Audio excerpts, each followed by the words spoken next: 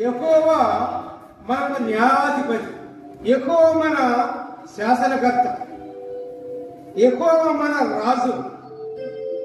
ఆయన మనలను రక్షించను. దేవునికి స్తోత్రం. హల్లెలూయా. Praise the lord. చూడండి, ఆయన న్యాయాధిపతి.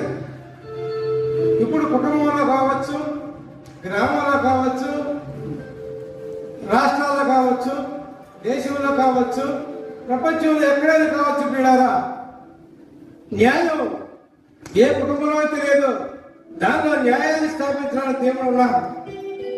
అట్లాగే గ్రామాల్లో కానీ, పట్టణాల్లో కానీ, రాష్ట్రాల్లో కానీ, దేశంలో కానీ అన్యాయంగా ఉంటే దాన్ని సరిచేయటానికి దేవుడు ఉన్నాడు. న్యాయాధిపతి అయిన దేవుడు. దేవునికి స్తోత్రం. హల్లెలూయా. Praise the lord. కాకపోతే మనం ఏం చేయాలి? న్యాయం కోరుకున్న వాళ్ళు ఎంతమంది ఉన్నారు చెప్పండి? న్యాయం కోరుకుంటున్నారు మీరు అందరూ? అన్యాయంగానే ఉండాలని కోరుకుంటున్నారా? న్యాయంగా ఉండాలని కోరుకుంటున్నారా? అన్న చేతులు పైకెత్తండి.